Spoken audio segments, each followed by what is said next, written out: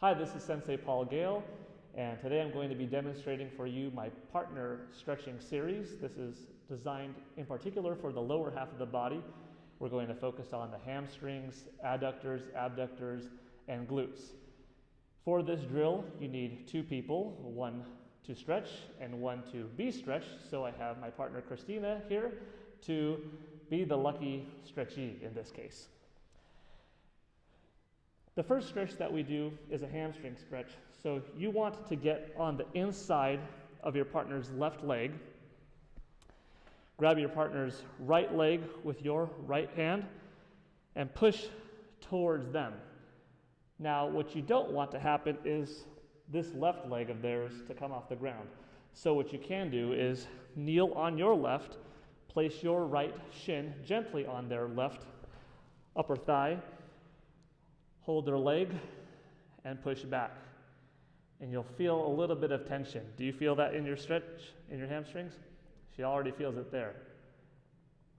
Now, working with your client, or in this case, student, willing participant, you have to know his or her own level of flexibility. You don't want to go too far, but they could give you a sense of audio response of whether that's too much or not. How does that feel? That's good. The leg starts to shake. Your hand will start to get tired just by pushing this after a while. To make this more simple and more challenging for, in this case, Christina, if I felt like her hamstrings were really tight and needed a lot more resistance to my push, instead of tiring myself out by pushing just with my hand, exerting all of my upper body arm strength, I would put her right leg next to my right ear. And now just lean forward. And it's so much easier. I could fall to the ground right now and she could have her toes push the floor, but you don't want to do that. Nor would you, right? No. If you're coming down like this though, you could put your right hand right above her right knee. Now you're keeping her leg straight, and she could definitely feel it. But this way you're not exerting any unnecessary energy with your hand. You're just using your body weight to carry her down. Anyhow, that's step one to stretch out her hamstrings. The second stretch, similar but different enough. This time, bend the knee. And while your left hand is wrapped underneath her right leg, grab around and now start pushing her right leg towards her. Two different ways of stretching out the hamstring. The first one we did was isolating her left leg, keeping it straight, and with her right leg being straight, pushing it back. This one starts off a little bit easier. The knee's bent. You figure that's not really a stretch right there. But when you hold this thing in place and start pushing here, you feel that? Yeah. It achieves a similar goal done slightly different. And once again, once you get into that position, you could go as such. But that is the hamstring stretch. The second one, you were kneeling on your left leg previously. Now your right leg is on the inside of her left knee, and we're going to work on the adductors. What I like to do is get my left leg up around elbow height of her. Now it depends on your partner how flexible they are. Creep my leg up a bit. This is a very low effort exercise on the administrator's part. Her calf is just going to slide down while I'm holding on her left leg not to let it come up the ground, and I'm just letting it slide down. Oh, I can see the face. You don't have to be a tremendous judge of facial expressions to see.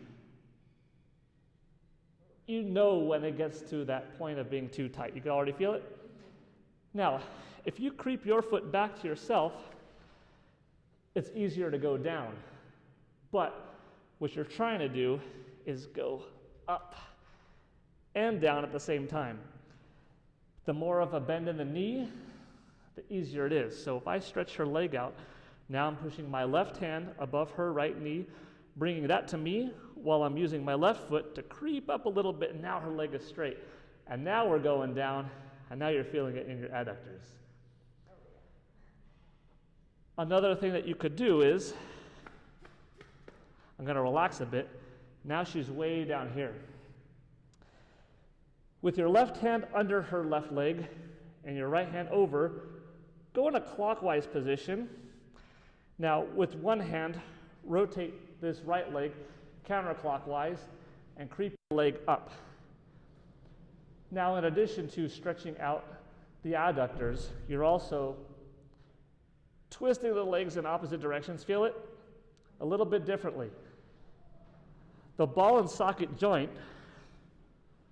that we have in our leg, in our femur, hip, it's not as complex, it's not as 360 full degree of motion as our shoulder is, for instance. However, by this type of stretch and the rotating, pronating, supinating in the hip, you could definitely get a considerable amount of extra flexibility. In particular, when we're doing our side thrust kicks in karate, in Tai Kwon Do, in Muay Thai, when we're grappling on the floor, when we're doing our wrestling and our Jiu Jitsu drills. Having proper hip flexibility and that motion is really important. But even if martial arts isn't your background, just being more fit, having better hip control, whether it's for sports or everyday life, these type of stretches definitely will help engage that lower body. Next up is glutes. For this drill, I'm kneeling on my left knee next to the right side of her leg, and I'm gently pushing my left leg just to hold her left leg down. I'm going to bend her knee and creep up a little bit more with my right hand placed against her right foot, my left hand on the inside of her right knee, and I'm going to push. Feel it? If that leg gets tricky, you could use your right leg to wrap around her left leg and push down. You don't want to be like this. This isn't stretching her glutes. You want this part of the leg to be as parallel as you can with her chest. Difference? And you don't have to go too low, but if you can go a little bit lower, you may. And if you want to work on a little bit, you could stretch this leg out very gently, because now we're not just doing hamstrings, we're doing glutes. So this is a foreign position for her knee to be traveling in that direction. So you want to be very careful with that one. Why do we even do it? Because when you are sparring someone, for instance, we're taught a very set method of how to move our feet, how not to move our knees. But the realistic situation is when you are fighting, you don't know if you're going to be tipped over. So by increasing the knee's strength and mobility in directions that it's not supposed to be in could help prevent injuries. Part of this drill is to solve an issue that you may have had, and part of it is to prevent issues from occurring. The next thing I'm going to do is hop on the other side of Christina, and now I'll be able to work on her abductors. I'm on her left side right now, and my left leg is placed firmly against her left. I'm lifting up her right leg. My left is keeping hers from rotating. I'm bringing her right leg over. My left hand's going to go above her hip, and I'm going to push down because I don't want the butt cheek to come off the floor, and then it's just not stretching properly. So the leg is lifted up. My hand is on her hip, and feeling it? Yeah. Oh, it's a good stretch. Once again, you could relax a little bit. Just tuck her ankle underneath your knee. You can keep the leg straight, pushing this down, keeping this straight. There's really very little motion that you have to do to maximize this stretch. You could slide her down. That's one way to stretch. You could straighten her out. That's another way. You could creep your leg forward. That's another way. You could push down with this left hand on the right hip. Lean a little bit. And you don't want the tears to come out, but a little bit of a facial expression knowing that I feel that stretch, that's good. From this position, by the way, particularly for the Shotokan karate people watching, if we do this, this is designed to get that leg into perfect mawashigiri, roundhouse kick stance, as we kick with the ball of the foot. It's a different feeling from here to here. That's this rotation, that ball and hip joint that I'm talking about, while not letting that come up. Now that Christina has had the full right side of her body stretched out, she can either run away really quickly or continue with the left. Would you like the left? Yeah. Okay, we're going to finish off with the left. Okay, once again, we're going to go back to the beginning and work on the hamstring. My left leg is going to be gently on top of her right just to prevent her from coming up. I'm holding her left ankle with my left hand, and I'm going to push forward, keeping her left leg straight. Now this leg does feel tighter. Yeah. It does. This is also a really good way how to even out your leg's flexibility in time. You could do a couple of motions forward and back. It doesn't happen overnight, but with this type of regular stretching administered, you definitely will see an improvement quite soon. This time I'm going to go a little deeper. I'm going to relax myself, save some energy. I'm going to put her left ankle on top of my left shoulder. I'm just going to come forward. Good? Good. Now the second one.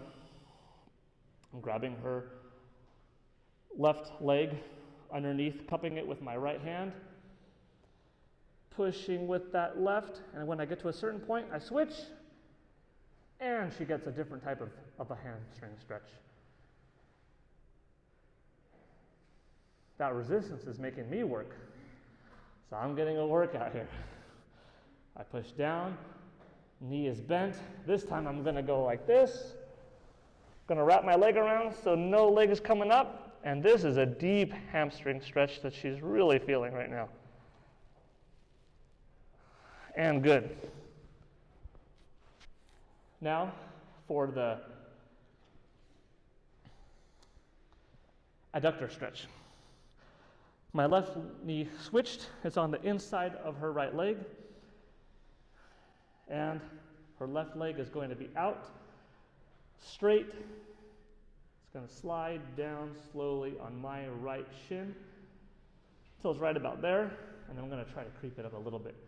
Now, ironically, I think this left leg is more flexible in the adductor portion than the right was. That might be the case. I'm going to use my right hand on top of her left knee to stretch it out, make it straight. I'm going to relax a little bit so I get that leg straight. Now that it's a little bit more straight, stretch out.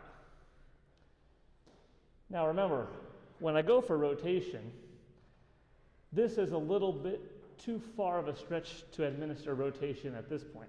So I'm going to ease it up a bit.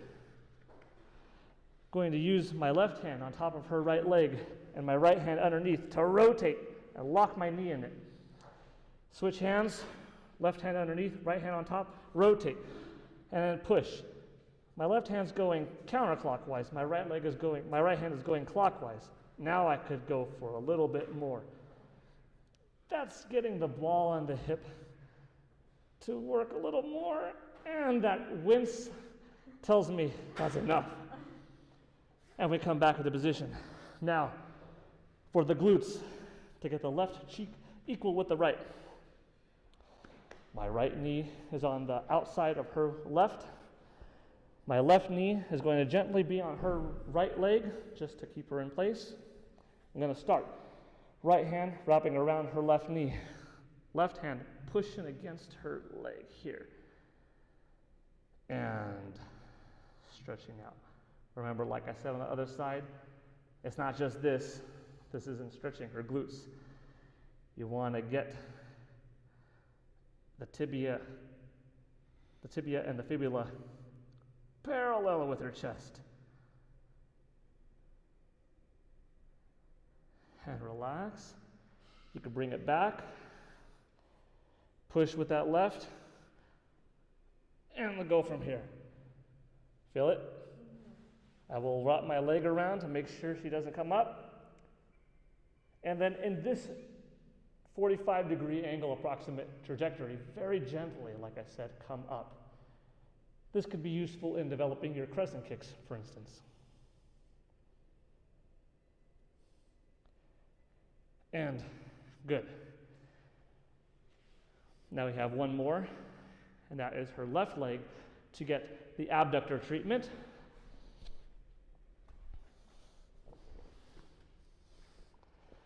So we're back on the original side that we began. My right leg this time is on the outside of her right. Going to lift up her left leg, anchoring her in place, grabbing that left leg, switching hands. See how I switch hands? Right hand this time on her left hip. And I'm going to push down. And when you get to stopping right there, you know you could probably go another 5 degrees or so. You could relax a bit, breathe.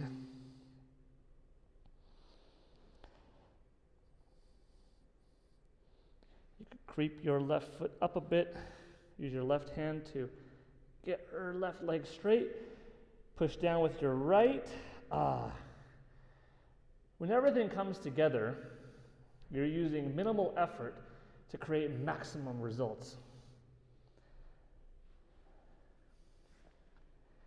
This stretching isn't necessarily felt in the daily tutorial of my karate, my Muay Thai, my Tae Kwon Do. However, when you're grappling someone, when I'm teaching my Jiu Jitsu or my wrestling, now you really see where does knowledge of the human body and proper stretching work into basically putting somebody into a submission hold.